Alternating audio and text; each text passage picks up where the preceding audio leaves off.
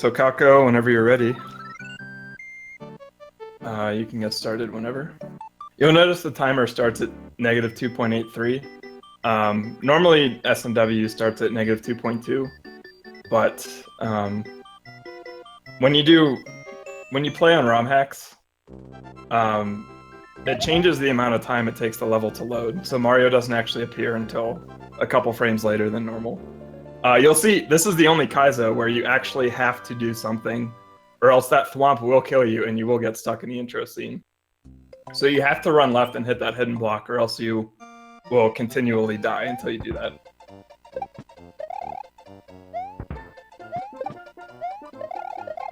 So yeah, Calco making that part look easy, but the way he handles his movement there, he actually controls the manipulation so that the Pokey actually falls off earlier, and he's able to thread that one tile gap easily and is already past the midway.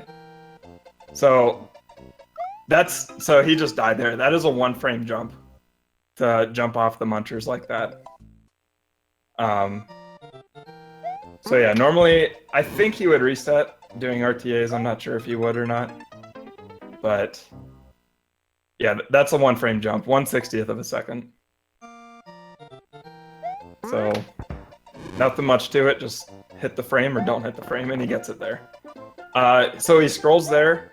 That little tunnel had a whole row of hidden blocks and a bullet bill that spawns, but by scrolling, he prevents the bullet bill from spawning and he doesn't have to wait. He can just run right through. So these chucks will, based on their x-coordinate, determines the number of baseballs that they throw. And those ones each throw 5.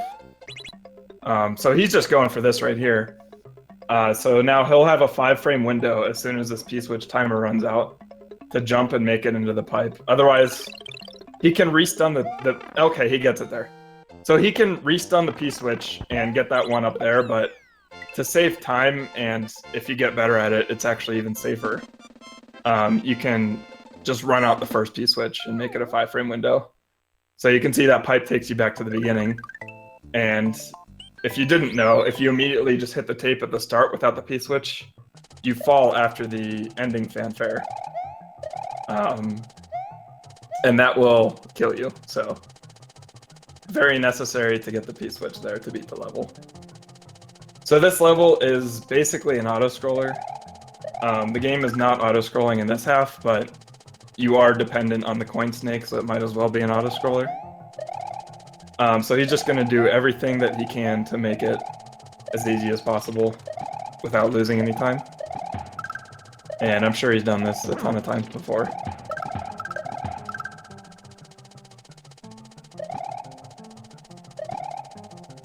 So those lava lotuses shoot fireballs out in 4 directions. And based on when they flash is actually only when their hitbox is active.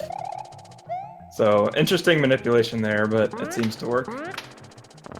And he scrolls left here to prevent this Pokey from spawning, so he can just thread right under it. Otherwise, the Pokey would fall before he makes it there. And he gets the first half, first try.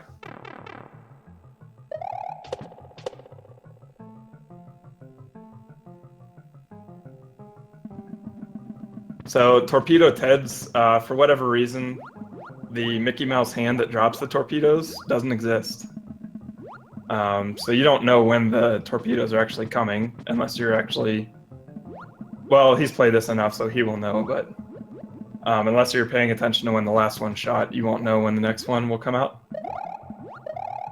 So, auto-scroll, not much to it, but there are a bunch of hidden blocks here. So there were 3 hidden blocks right there, actually. And they're very easy to avoid there. You just have to not wait till the last second. But the first time through, those will probably get you. But this does get more and more trolly as it goes. So unless you are familiar with where the hammers go, yeah, that part can be tricky. So here, so you see he's hugging the right wall here, and then he goes back left. If he were to hug the right wall, there's a... he's doing some swag here. Oh! Yeah, you see that Kaizo block right there. Normally, you don't stay big that far through the level.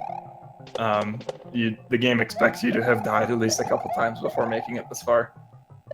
So that Kaizo block exists, and will probably get you your first... Oh!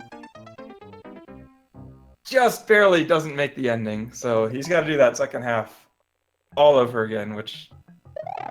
Just... yeah. The longer you get into a half of the level, the more and more costly the deaths become. And yeah, that is one of the harder parts of the level. The Fugumanen, which is the spiky fish that we saw. His movement is actually kind of similar to Fishinbu. He just doesn't swing and home at you, but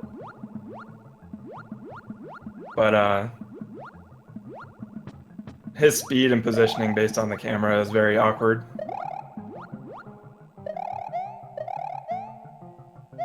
So yeah, in the US version, that fish is called Porcupuffer, but the SNW community seems to like the Japanese name better, which is Fugumanen.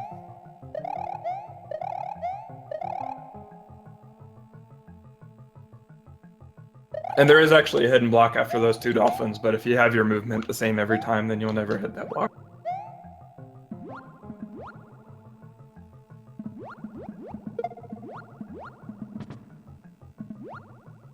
So yeah, you can see, like, it looked like he missed that last jump by probably 1 pixel. And because of that, that's just about a 2-minute mistake.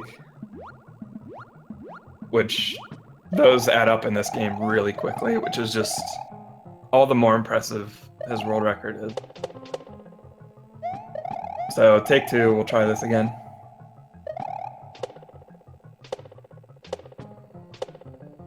There we go. Gets the 5 bonus stars.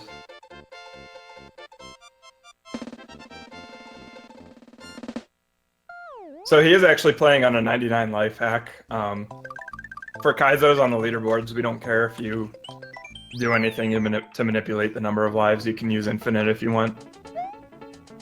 He just happens to be using 99. Should not be an issue to be using them all. But yeah, right off the bat in this level, you have to grab the rope and start climbing, otherwise you'll either fall or die, or you'll hit those munchers. Yeah, that jump right there that he's died twice on now is actually very tight. There's no real consistent visual cue for it. You just kind of have to get the muscle memory down. And there is a Kaizo block that he just jumped over. So as long as he gets through the first half of this level, the second half is actually entirely broken. I believe he'll get the midway to take advantage of a damage boost. But basically, the way that ropes work, if you are pushed off a rope unnaturally, such that you don't voluntarily fall off the rope, which he's about to do right here, the game will keep you in the rope state. Which is very convenient, because just by tapping the up or down button, you can immediately go into it, and by jumping, you can exit it. So basically, another way to look at it is just pretend the entire background is a net right now, and that's the glitch that he just did. So get your spam and vac and hack posts in chat right now, because that's pretty much what's going on. But yeah, very, very fortunate for that glitch. This game, or this level, does not become a reset heavy point of the run. But definitely a very cool exploit to show off. And it is very, very much faster.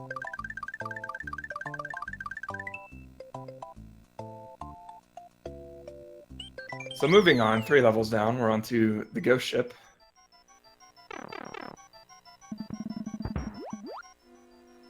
And he's actually, by walking here a little bit longer and wait, you saw him wait there a little bit, he actually manipulates the spawn of these pencils right here. Otherwise that second pencil would have shot up right under him if he didn't slow down there. So we'll see how these flames are on a global timer, not necessarily the level timer. And he's able to find a dead time between the flames and gets through no problem.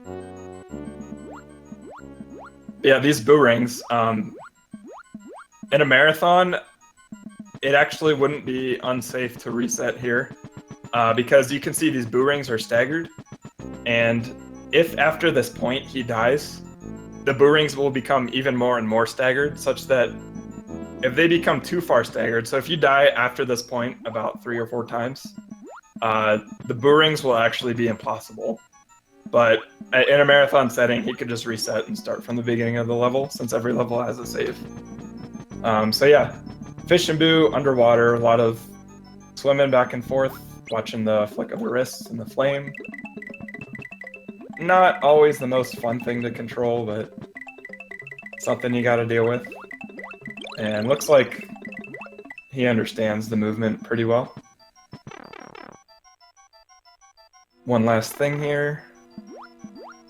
Okay, and there's 2 hidden blocks adjacent to the bottom of the pipe there. So he actually had to hug the ceiling of the pipe, otherwise he would have been locked out of this boo fight. I think he's got it. Yeah, so he got 2 shells there with 1 venture out, which is very convenient. If he lets any of the 3 shells go past him, the fight is over and he has to take a death. But if he gets this 3rd shell here... Oh, wow. Seemed like, yeah, he's got a very... That's a tough pattern to hit. Like there's a safer pattern that you can wait on that takes about twice as long. He was going pretty aggressively there, and definitely not easy to stay on those Eries. The Eries are technically RNG, but the only thing that can affect the Eries from the midway is the tail wagging of the bony fish, which is kind of awkward. But even at that, there's only about 3 different patterns the fight can start off on, and in the end, all of the patterns will have done the same thing at one time or another.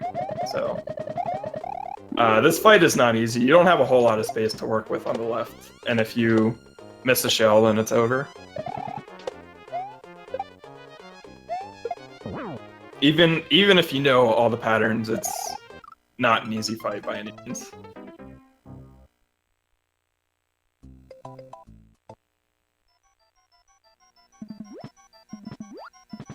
Yeah, so you see him hugging the ceiling there.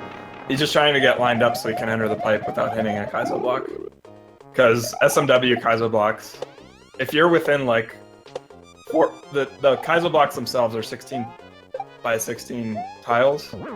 But if you're within even like 4 pixels of the ceiling, then the Kaizo block will activate and just push you below, and you'll be locked out.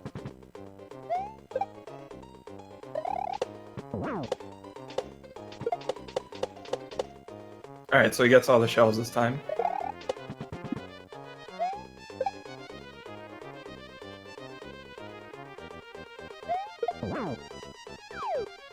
Very nicely done.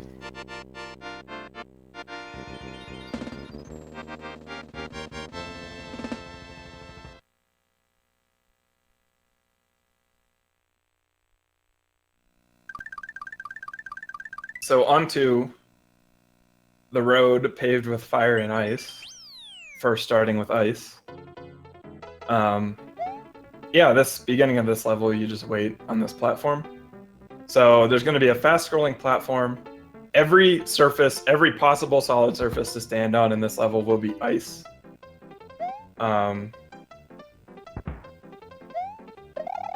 Those bullets will spawn based on positioning. They'll spawn every certain amount of time, but based on whatever screen position you have set is where they will shoot. So he's got a certain method to go through this.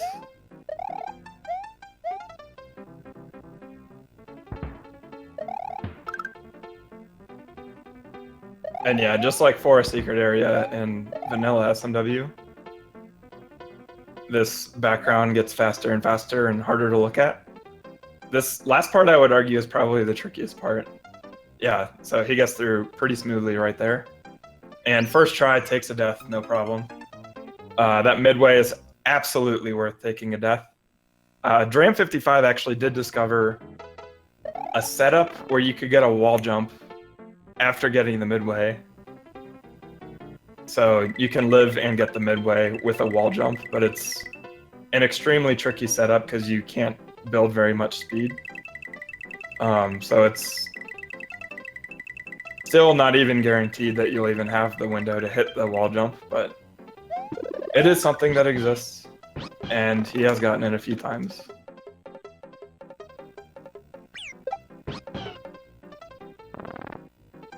So this half of the level can be a pain. He does a right scroll there, and that basically does a screen wrap, which causes that Chuck to jump early. Does a little 2-platform manipulation there, which sets up his next jump pretty perfectly. And the rest of this level, he will be bouncing on these rocks. Hopefully avoiding just the absolute worst run killer in this bullet bill at the end. Because this last jump is just awful. Yeah, so he does a left scroll, he's able to get it, which is very good. Okay, and he beats the level. So that left scroll, you saw him scroll the screen left, that looks like something that would be easy, right? But with Mario turning left and right, sometimes the screen can get into like an infinite, like, where it tries to scroll but doesn't. And then the bullet just shoots and you die before you can jump over there. And it's awful. But he does get it nicely, and we are on to the fire level. So this level, fire going up and down, and there will be dolphins at the end, which are RNG. So I believe you'll see him. This jump right here is the hardest jump, maybe, of the game. I think you're gonna see him jump here to try and like keep a rhythm of the footballs. There he is. Okay. Oh man. Yeah, those football hitboxes are unforgiving, and if even 1 pixel of the football's hitbox touches the lava, then the football becomes inactive and you can't jump on it. The entire football. So, yeah, that jump is just awful. And there, like you saw, he wall clipped into the pipe, which slowed his descent. And there's 3 possible spawns for those piranha plant pipes, and if the middle one spawns, then you're pretty much dead. So not only did he wall clip into the pipe, which was unintended, the middle one spawned, so he died. Like, there was not much he could have done there. But that time the first one spawns, which is the easiest way to get out of it.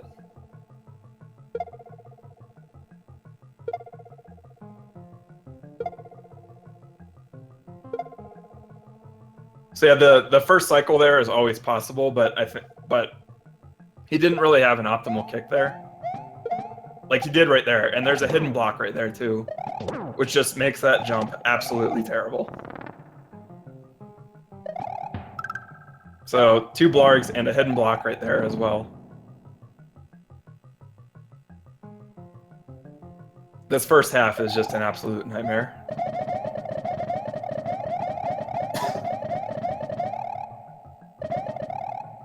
Again, possible to make that cycle, but Marathon Strat's playing it safe. He's made it past the hardest jump. Might as well take it safe.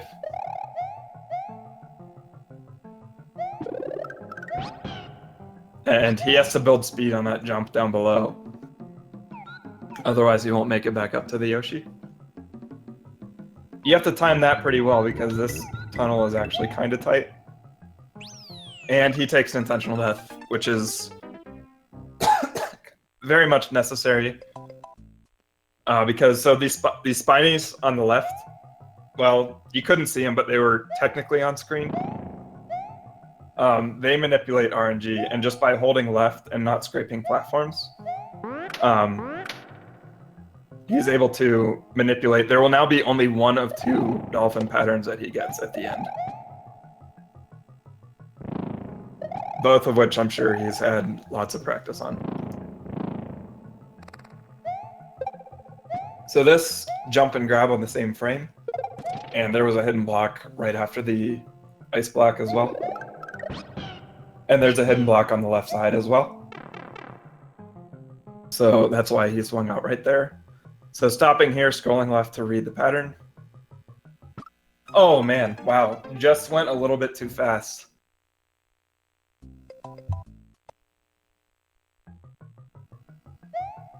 So dolphins, when you run into them, will clip your hitbox upwards. And in a one-tile gap, you're automatically dead. Even when the dolphin is coming down, the dolphin will clip you upwards and you'll hit the munchers and die. And there's nothing you can do about it.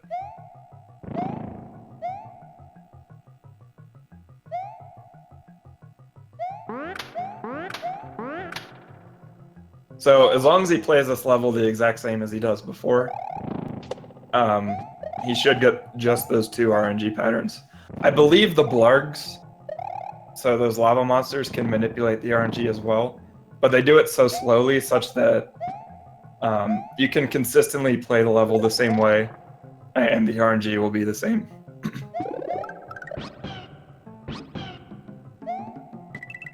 So there's the hidden block. Mentioned before, I guess I don't even really have to explain that now.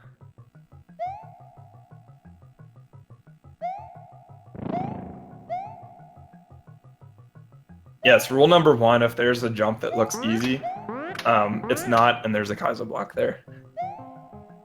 Just assume that there's one there.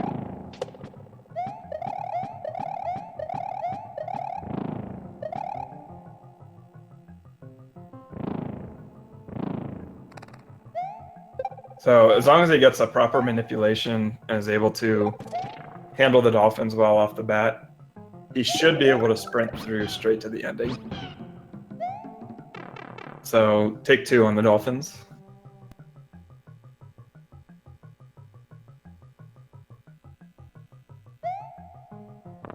Gets a right scroll there. And he's out. So just like that, he's out. That right scroll is very non-trivial, and you have to be very, very fast with it, otherwise the fish will catch up with you.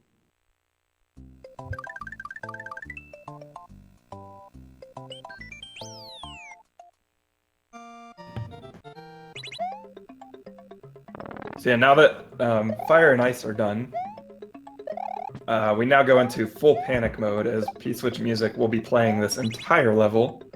So I hope your ears are ready. Oh man. Just trying to get himself set up for a jump, just runs into the munchers. Not an uncommon mistake to make in these type of games. So yeah, hidden block right there, right off the bat.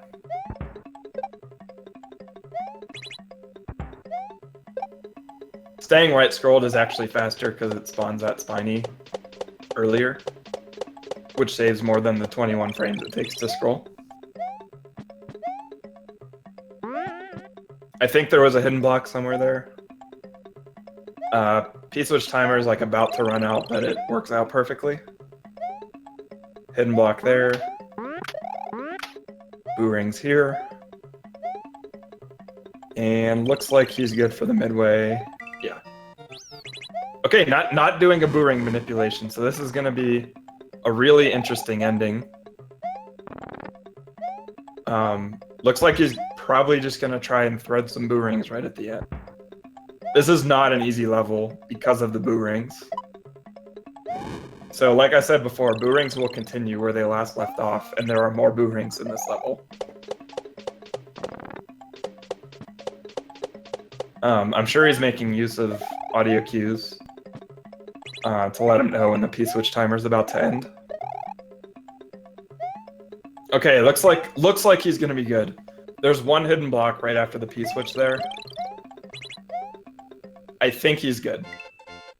Yeah, he should be good because he got that last one.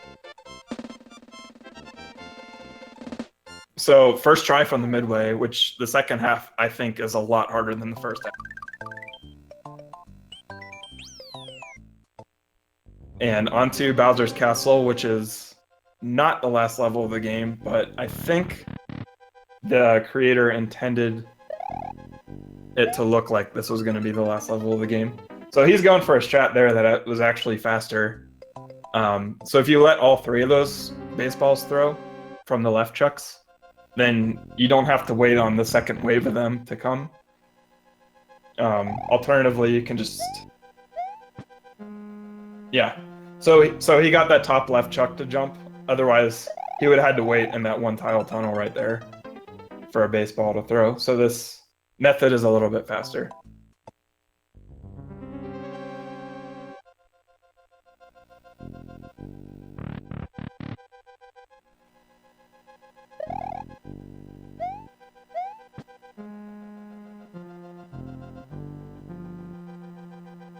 And you can see when he gets the inputs down that he wants, the level gets set up exactly the way he wants. Because all of those chucks throw 5 balls apiece.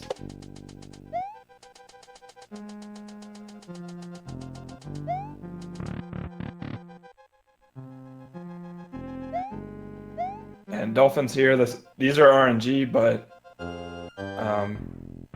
I'm sure he's looking for a cue for the right dolphin to come on.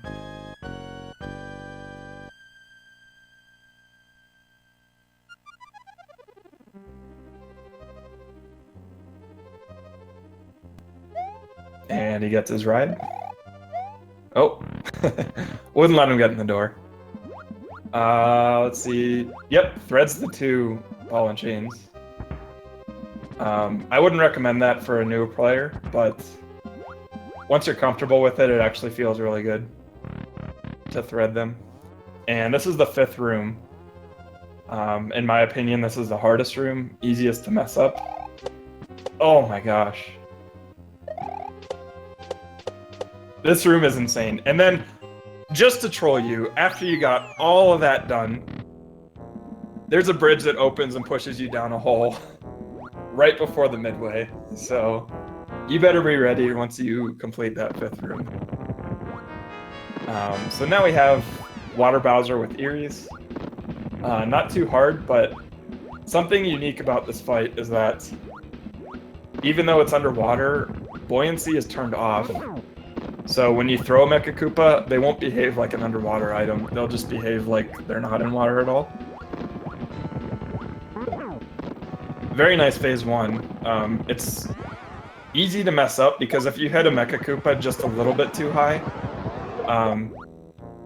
it won't instantly hit Bowser, and for that second hit, it'll just go out of bounds and you have to wait another cycle.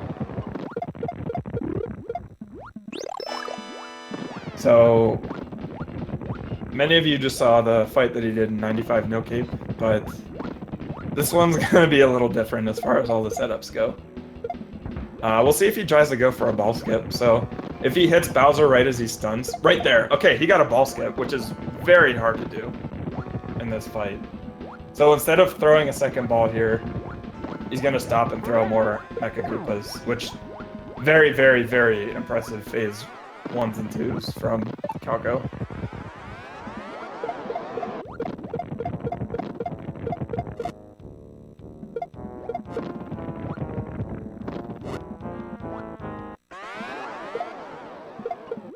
And he's making it look easy too.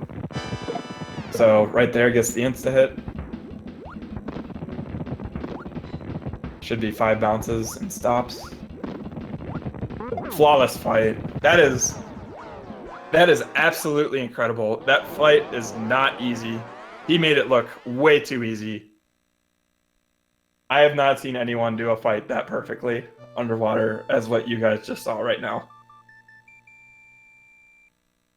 So yeah, your reward, you get an invisible Peach, and by that I mean, I guess Peach doesn't exist. This is not the game. There is still a lot more to go. So you can see, even having like a decent run like he's having now, there's still 3 more levels, and they can all just ruin your run like it was nothing.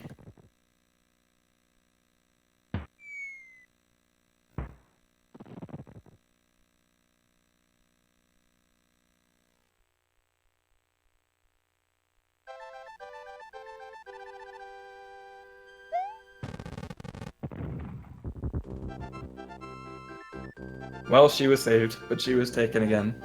Mario let Peach go and got an egg instead. Why won't it end?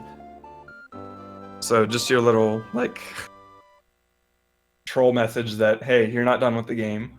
You got more to go. Hence the level name, Pandemonium. So this puzzle is actually just a giant maze that he's gonna break with a few glitches.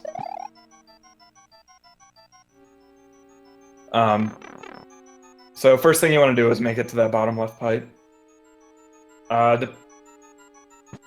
So this level is actually different depending on which version you're playing on. I think he's on the latest version. If not, he's on a version where he can break it right there. So you can, if you re-grab the P-switch soon enough after hitting it and go through a pipe, then when you're through the pipe, it will respawn as a P-switch. And that is a huge glitch right there. If he can pull off one more P-switch glitch, then he will have skipped a ton of this Switch Palace entirely. So here, he's going to try and hit a block while... Oh, he missed it there. Okay. So he's going to have to do a little bit longer route. That's still not too bad of a problem, but he didn't get the break that he was going for.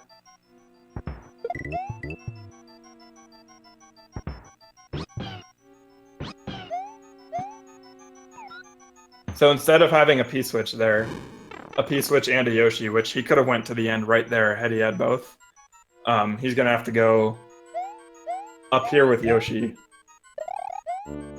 do a little throw up, a dismount, re-grab, hit this blue shell, and fly up here. And get this P-switch instead of doing the break like he normally had planned. But that's not too big of a time loss in terms of how this game goes. I would guess it's 15 to 20 seconds, which all in all isn't too bad. So, if you're familiar with Kaizo 1, you know that Ultra Star is the most notorious, just blatantly Kaizo level, platforms falling everywhere, no time to think about anything, Kaizo blocks everywhere. This level is like that, but probably 3 times harder. Hence the name Ultra Star Return. Just so many munchers, a different path on the platform. Hidden blocks coming up. A lot of accurate timings necessary. So there's a hidden block there. Very specific path he has to take here. So he's going to go around the left and then hang under, because if he goes over, then he can't go down and hit that switch. There were Kaizo blocks there as well. There's one right under this switch, and wow, he gets it first try. So that half is something you can definitely get stuck on for a while. This half is probably the hardest half of the entire game. If not, it's top 2 or 3 for sure. Takes damage there to adjust his hitbox size, which affects his timing for when he hits the note blocks there. Oh, he doesn't scroll there, okay. So there's a hidden block. Right, okay. That jump might have looked easy, but he has to grab the block at a very specific point, and there's a hidden block immediately to the right of the throw block that he had to grab.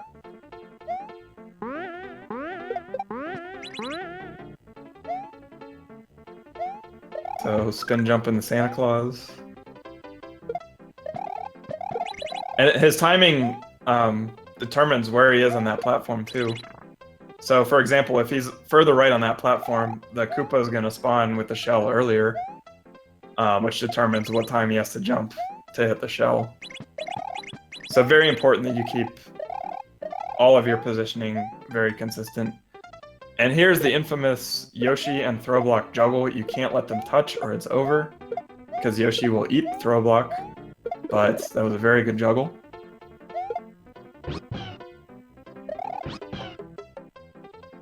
Immediately makes it right under there. And there's 3 hidden blocks. Oh, it's over. It's over. So there's the 3 hidden blocks.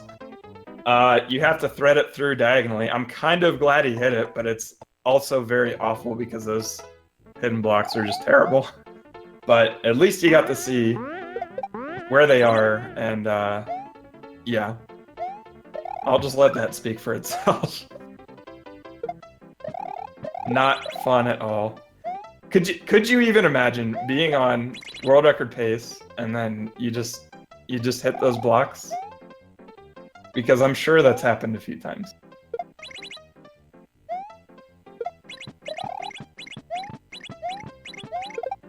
Alright, so the shell bounced 9 times there. He dies, but something to point there with that switch. The shell goes back and forth. As long as you hit it after an odd number of bounces, you'll be fine. Otherwise, the switch will be left on and the platform will just go off the screen. So you can either wait 5, 7, or 9 bounces.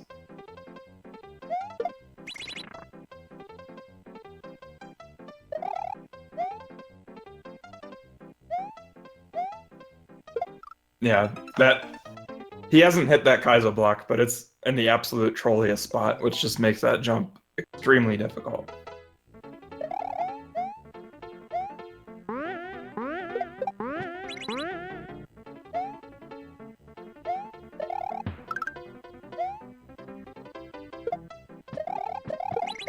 This is still like a very, very good run, by the way. There's only one level after this one, but this one, I believe, is by far the worst. Yeah, that block grab is just unforgiving.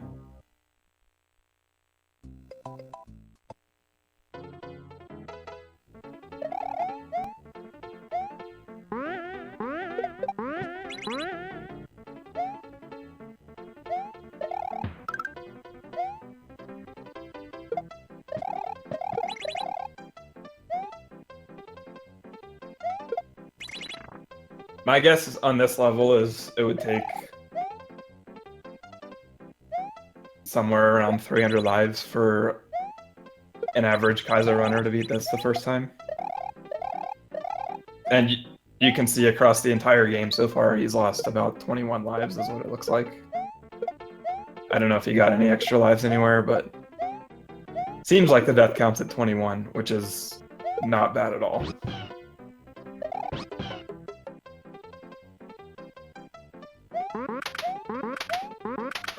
Alright, take 2 and he gets it without even hitting any of them. So, out of the worst level of the game, well, worst or best depending on perspective, but I would say either way, definitely the hardest. Onto the last level.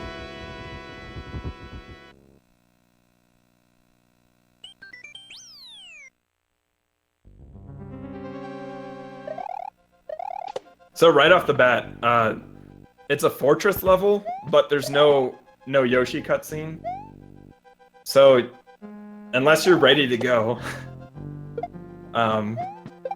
this level can just kill you right off the bat. So, it tends to get a lot of SNW runners. And that swamp section was not trivial at all, because right before the first one, there's the... I think it's the worst Kaizo block in the game.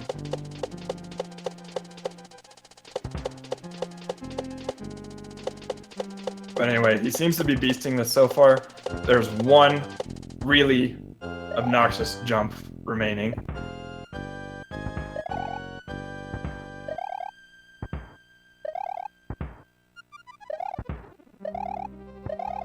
And he's got some kind of strange method for it seems like. Oh man, yeah. You need to time those crushers within about a 2-frame tolerance.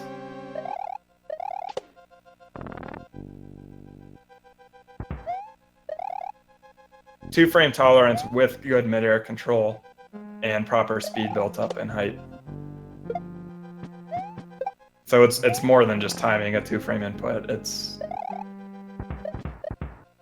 very tricky.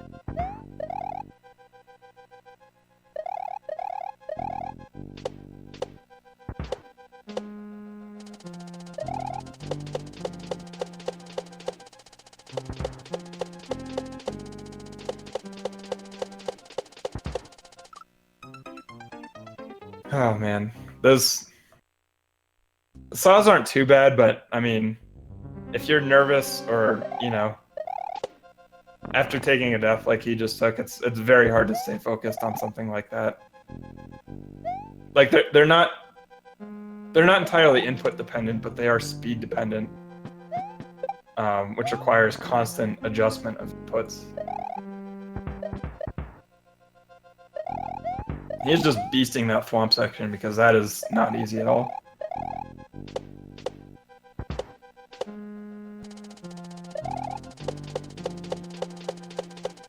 So yeah, you can see right there for a bit, he had the same exact speed at the saw, which was nice.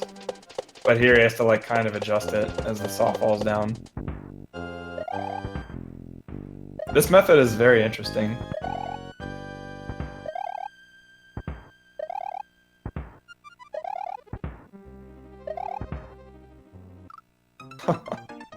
Oh my gosh. Yeah, so right after that jump is the midway.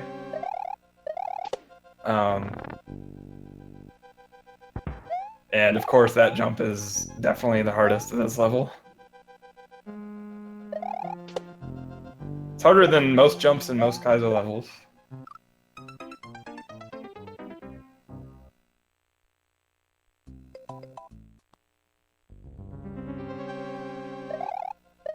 Yeah, right off the bat, every time. There's no Yoshi cutscene. You have to be aware that you have to hold left right off the beginning, or else you'll fall straight down, or you'll get hit by the bullets. So it just makes you focus every single time you re-enter this level.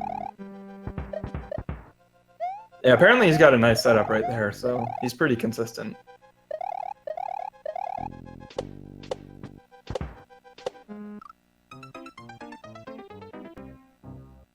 And not a big window to make that jump right there.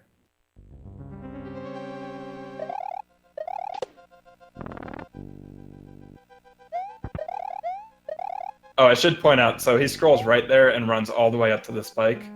That spawns this ball and chain earlier, but not the pencil. And that makes it so that you don't have to wait a pencil cycle.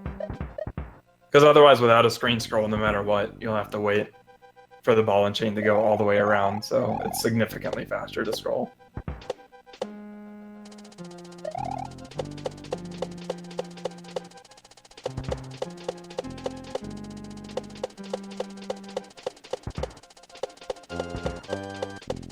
Alright, take 3 on this jump. I wonder if he's trying to build P-speed, and if that makes the jump easier. Wow, okay, so he gets it. Don't fall for the moon trap. Calco has the world record at somewhere around 31-something minutes. But anyway, this is the final boss. And it's just a Reznor fight, but yeah. So he has to hold right as soon as he enters this level, otherwise he falls in this moon pit. And there's 3 hidden blocks. Okay, so he knows. There's 3 hidden blocks there, and there's no way out of it unless you reset the game and rebeat the first half of the level, or wait for the entire game timer to run out, which is at 400 seconds at 41 frames per in-game second, which is like just about 5 minutes of waiting there just to die. And it's awful. So never, ever, ever fall in that moon pit. Unless it's your first time playing through and you need 3 lives and a 5-minute break.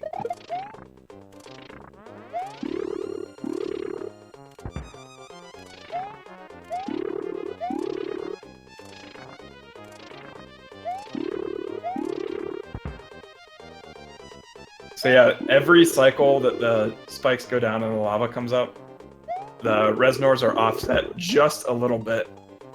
So the best way to beat this fight, there's 2 that you can get right off the bat, which he did. And then so he waited long enough to get that one there. And he gets that one there, so that's time. 44-20.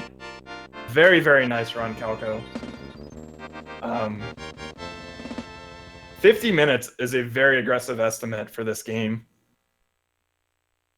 I'm actually impressed that he went with 50 and not 55 or an hour, but But I mean, he's been so consistent lately. Getting 44.20 in a marathon is extremely impressive. Hopefully we'll be seeing this at AGDQ 2018.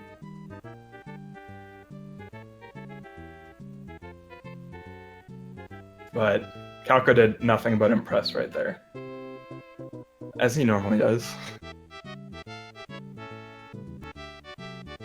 So yeah, as the second installment of the series, Calco has Kaizo 1 and 2 records. He's probably going to come after me in Kaizo 3 sooner than later. But this game is the one that I run the least, and for good reason. Like it's very hard, it's very unforgiving, and a speedrun can go from great to awful just like that. And I think Calco did a fantastic job. Even had a few costly deaths and bounced right back and beat some levels. Got to show off with all of the game. So if you all like some Kaizo ROM hacks, I guess I would say if someone could link the SMW Discord, there's a couple of us at least. I can think of at least 5 right off the bat that'd be willing to help. But yeah, we like seeing more and more people run these games. They're tons of fun. They're games that you don't have to have the fastest to the frame speed strat for every level to have the best time, but if you can get consistent at tricky levels and not die, you might be able to find yourself with a solid time on the leaderboards.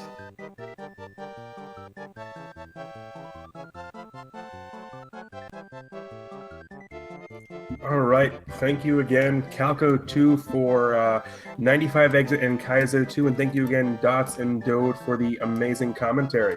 Coming up next, everybody, we're going to get you heading out to some more interesting ways to play games, and that being Donkey Kong Country Reverse Boss Order. That's going to be coming up here in a minute by Mr. Zero the Mant, so we ask that you hang tight, and we'll get you there in 1 second. This is the SNES Superstars Marathon.